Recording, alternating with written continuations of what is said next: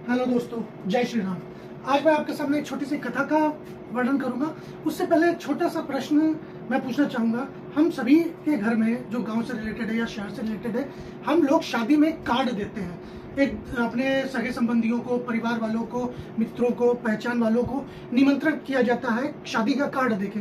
तो ये शादी के कार्ड की जो व्यवस्था है, जो प्रथा है, जो नियम है, ये कहाँ से उजागर हुई है, कहाँ से स्टार्ट हुई, क्यों ऐसा होता है? शादी का कार्ड या निमंत्रण क्यों दिया जाता है? जब शादी का कार्ड पहले नहीं दिया जाता था तो गांव में जो नाउन होती थी वो बुलौआ देती थी अपने पहचान वालों को। तो ये निमंत्रण की प्रथा कहाँ से आई है, तो मैं इसी कथा का वर्णन करूंगा। तो मैं आप सभी का स्वागत करता हूं अपने YouTube चैनल पर, जहां पर मैं छोटी छोटी ऐसी बातें बताता रहता हूं। जो कथाएं जो मैं पढ़ता हूं या कोई ऐसा इंटरेस्टिंग टॉपिक, तो मैं उसी का वर्णन करूंगा। तो ये कथा उस समय की है जब माता पार्वती भगवान शिव की कठोर तपस्या कर रही थी, और कठोर तपस्या के बाद उन्होंने भगवान शिव को प्राप्त कर लिया।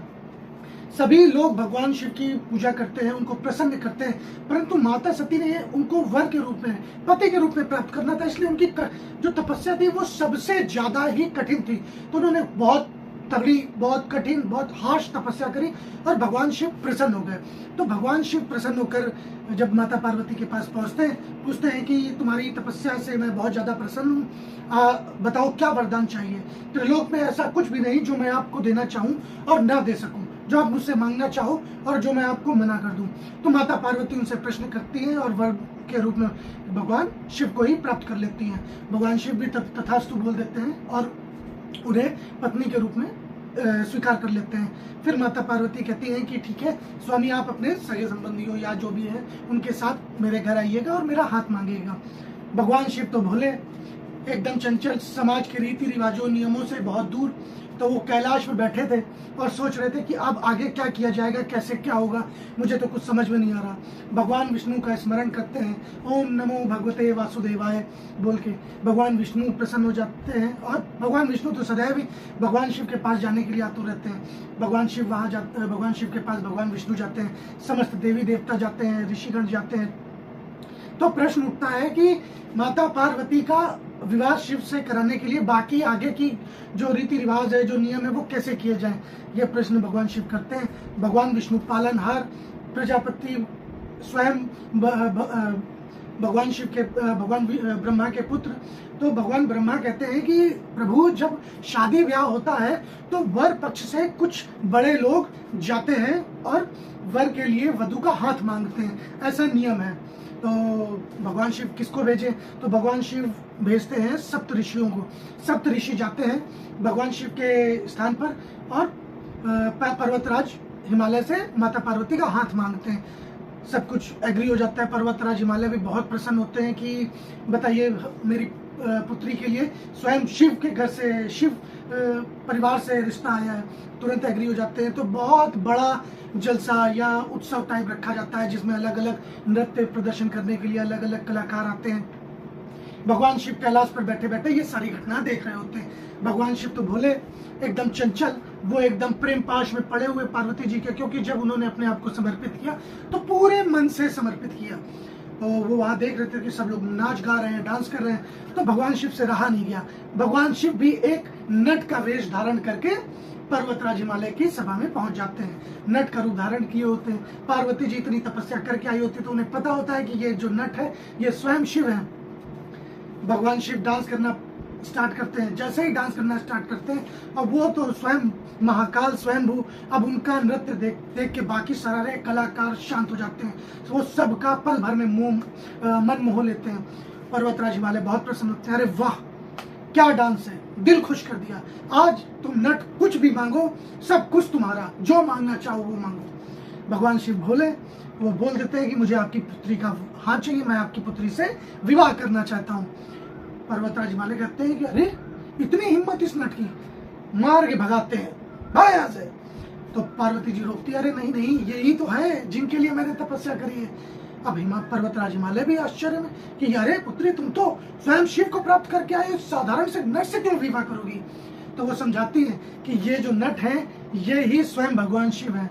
अब भगवान शिव अपने रूप में आते हैं, सब लोग हाथ पैर जोड़ के माफी मांगते हैं अपनी अभद्रता के लिए। बैठाया जाता है भाई साहब वर को, अरे दामाद जी आए, बैठिए बैठिए, चाय पानी कराया जाता है।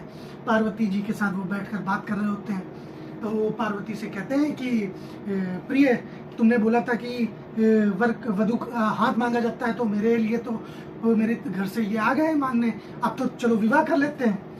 अब मैं तुम्हारे प्रेम में पूरी तरीके से पड़ चुका हूँ।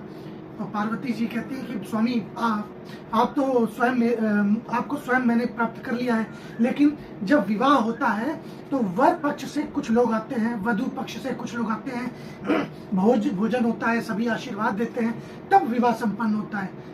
भगवान भोलेनाथ प्रश्न करते हैं कि लेकिन विवाह तो केवल मुझे और तुम्हें करना है, तो इतने सारे लोगों की क्या आवश्यकता है।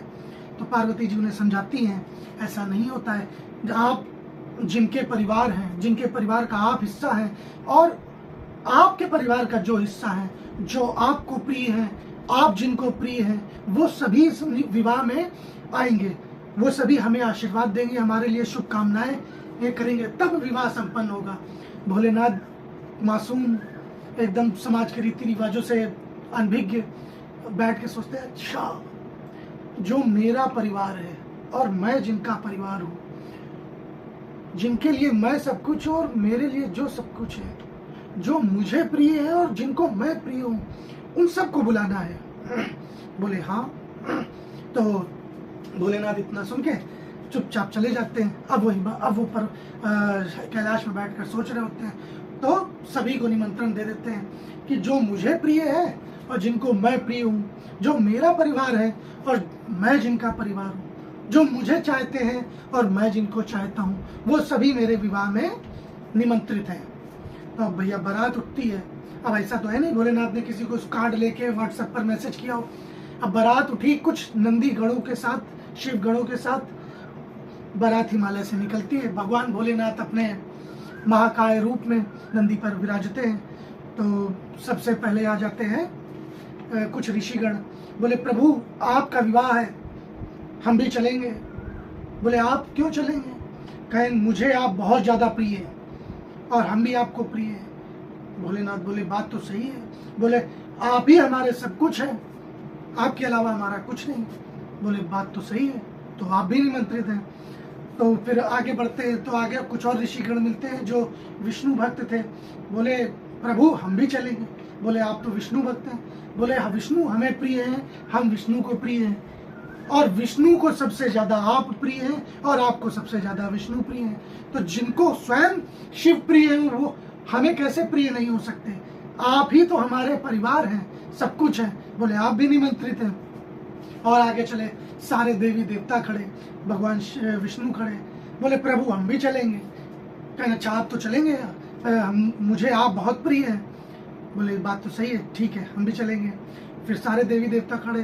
बोले प्रभु आप ही हमको सबसे ज्यादा प्रिय हैं, जब भी कुछ मुसीबत आती है हम आपके पास आते हैं दौड़े दौड़े। बोले बात तो सही है, आप सब निमंत्रित हैं। फिर आगे चले, आगे युद्ध हो रहा था, क्षत्रिय लड़ रहे थे। तो अचानक से बारात आ गई युद्ध भूमि में। तो बोले बारात कहाँ से आ गई? बोले ये शिव की बारात है। बोले शिव की बारात और हमें नहीं बुलाया? तो शिव ने उत्तर दिया इस बारात में वो निमंत्रित हैं जिनको हम प्रिय हैं और हमें जो प्रिय है। बोले हम सबको आप प्रिय हैं। बोले ठीक है आप भी निमंत्रित है। युद्ध छोड़ के सब जुड़ लिए। फिर आगे बढ़े, यक्ष गंधर्व नक्षत्र सब जुड़ते चले गए, समस्त ब्रह्मांड जुड़ गया उस शादी में। फिर आगे चले तो असुर दैत्य दानव भूत प्रेत सब सोच रहे कि सबको बुलाया, हमें क्यों नहीं बुलाया? पहुंच गया शिव के पास। बोले भगवान शिव आपने सभी को बुलाया है, हमें क्यों नहीं बुलाया? बोले इस विवाह में वो सभी निमंत्रित हैं जिन्हें मैं प्रिय हूँ और जो मुझे प्रिय है, जो मेरा परिवार है और मैं जिनका परिवार हूँ। तो भूत प्रेत दैत्य असुर दानव सब बोले प्रभु आप ही तो हमारे एकमात्र रक्षक हैं, हम सब आप ही की पूजा करते हैं दिन रात।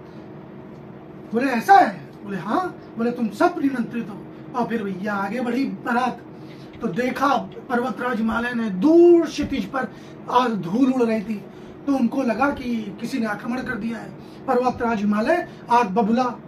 बोले इतनी हिम्मत कि शिव हमारे जमाता है और हम पर आक्रमण कर दिया।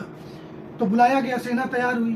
तो जो उनके ज्योतिष शास्त्र या दूरदृष्टि वाले ऋषिगण थे उन्होंने देखा, बोला नहीं ये युद्ध नहीं है, ये तो बारात आ रही है आपके शिव की। बोले इतनी विकराल बारात? बोले हाँ, विकराल स्वरूप तो आप जानते ही नहीं है, मतलब दूर दूर तक जहां तक देखेंगे बारात ही बारात है। अब विकट संकट, खाना कैसे बनेगा? लेकिन शिव के की ससुराल कोई कमी नहीं हुई। बोले बारात में कौन कौन है? लेकिन बारात में समस्त ब्रह्मांड नाच रहा है। बोले अच्छा। बारात जब आई, देखी गई बारात, हालत खराब। तो फिर पूछा गया क्या हुआ? फिर माता पार्वती ने जवाब दिया कि शिव तो हमारे भोले हैं।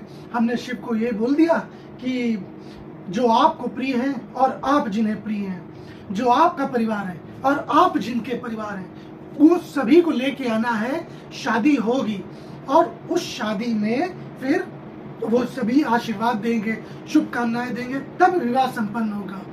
बोले अच्छा, इसीलिए इतनी विकराल बारात आई है। तो ये कहानी है कि हम अपने प्रिय लोगों को, जो खास उनको निमंत्रण देते हैं, बुलौआ देते हैं। जैसे अभी तो कार्ड छपते हैं, पहले कार्ड में पहले नाउन जो होती थी वो बुलौआ देती थी, उसको कुछ पैसे दिए जाते थे, वो घर घर जाती थी, बुलौआ देती थी कि उनके घर में शादी है, उनके यहाँ जाना है, उनके यहाँ शादी है, उनके यहाँ जाना है, उनके यहाँ बच्चा हुआ है, उनके यहाँ जाना है, उनके यहाँ डेथ हुई, उनके यहाँ शोक प्रकट करने जाना हो। ये रीजन है। शुक्रिया। जय हिंद दोस्तों, जय श्री राम।